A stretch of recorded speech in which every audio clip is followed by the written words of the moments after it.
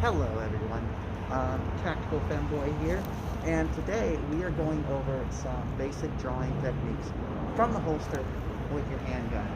Now, I have my handgun here, it is clear, that slide's locked open, nothing inside, no magazine inserted.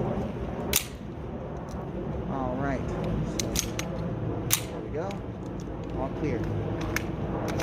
Now I know what a lot of you guys probably know is the 5-point draw, which is where you grab the gun, get a high tank grip, good pinky pressure, lift up, meet, raise to the center, and push up. Which is a good draw. There's nothing wrong with the 5-point draw.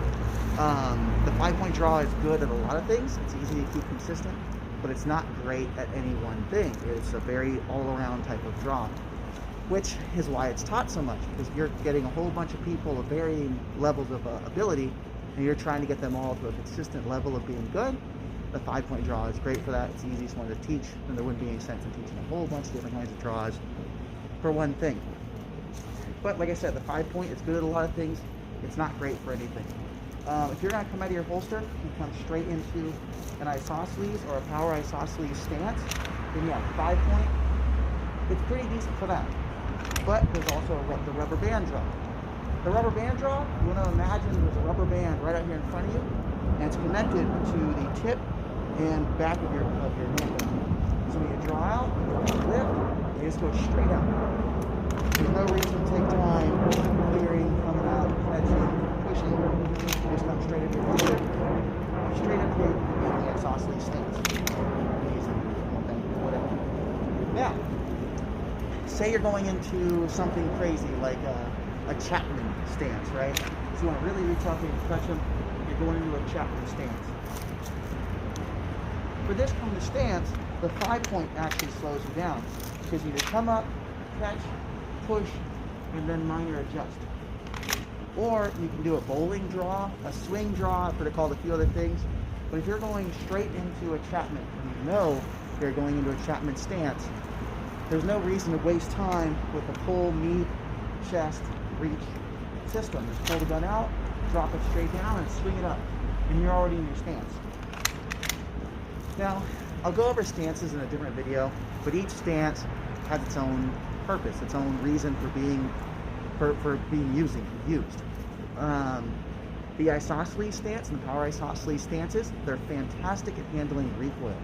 So if you're a new shooter, if you're rapid firing, your target isn't moving very much, and they're right in front of you, the isosceles and power isosceles stances are the best, especially if it's like medium to close range.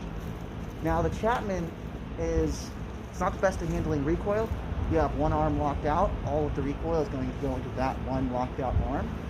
But it's really good at reaching out and maintaining accuracy over distance, because the sight, the target aperture on your handgun is further from your face, which means less light is getting into it. And the further away from your face you can get your target aperture, the less light's going to get in there and the more accurate your shot is going to be. So from the isosceles, your center line, both arms locked out. There's a Chapman, you're way out here with one arm, using your shoulder kind of like the buttstock, right? It's nice and out there. So other draws. Say you're defending yourself and something is right in front of you. The target is like right on top of you, chest to chest. There's not enough room to really get the 5-point going, because he's going to be right there in your chest. Now you could fire straight from here with a 5-point, which is one of the perks of 5-point shooting, is that they say that once you clear your holster, you can start firing from here, which would be a strong arm retention stance. This is an actual stance, the strong arm retention. A better draw is the thumb pectoral index. Thumb pectoral index, to do that draw correctly, you're going to get a high 10 grip on your handgun, good pinky pressure. Once you release, it doesn't matter what you do with this hand, right? This hand can probably be used to help with the person that's right on your chest. You're going to stick your thumb out, my thumb's here, and you're going to trace your body with your thumb until your thumb lines up with the bottom of your pectoral. So straight up, thumb, and that's where you fire. The reason you keep your thumb out is so that when you fire your first shot, the slide doesn't come back and break your rib. So your thumb will protect you and give you that clearance there. So you just pull up, lean back and fire, and then push out and effectively engage whatever you're getting. Other methods of drawing, that's about it. Went over the 5-point, bowling draw, thumb pectoral index, strong arm retention. Strong arm retention is just the first 2 steps of the 5-point. You just bring the gun out and you just hold here. It's for like very close quarters engagements. Next, we can go into stances. The best stances for different types of caliber, your level of recoil management, distance to target, how many targets there are, and how fast are they moving. There are 7 different stances, primary, and all the primary stances have a purpose behind them and what they're made to do best. And we'll get into that next.